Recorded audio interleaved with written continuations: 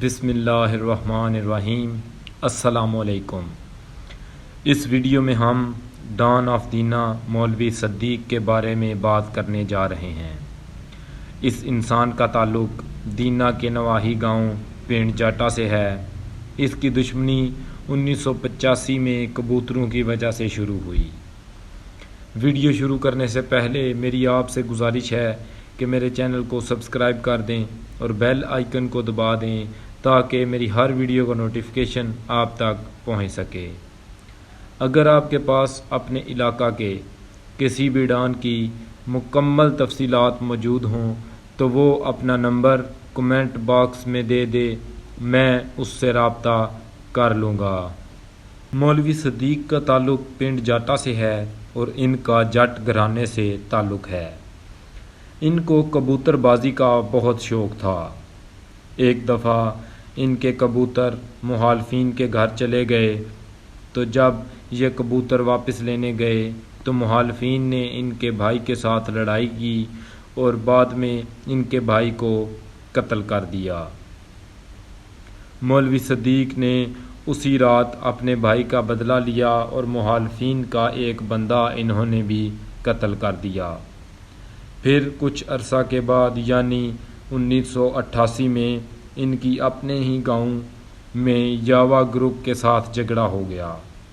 یاوا group کا تعلق بھی جٹ برادری سے تھا۔ یاوا گروپ اور مولوی صدیق گروپ دونوں ایک دوسرے پر حملہ کرتے رہتے تھے مگر کوئی جانی نقصان نہ ہوتا تھا۔ اس حملے میں بہت سارے لوگ زخمی ہوتے، کسی کی ٹانگ میں گولی لگ جاتی اور کسی کی بازو میں۔ کچھ عرصہ بعد مولوی صدیق جیل چلے گئے تو یاوا گروپ کے ایک آدمی کو کسی نے قتل کر دیا تو انہوں نے اس قتل کا الزام مولوی صدیق پر لگایا۔ جب موقع واردات پر پولیس آئی تو اس وقت مولوی صدیق صاحب بھی ان کے ساتھ آئے۔ چونکہ پولیس اس بات کی گواہ تھی کہ مولوی صدیق ہمارے ساتھ تھا تو کچھ دنوں بعد مولوی صدیق کی عبوری ضمانت کروا لی گئی۔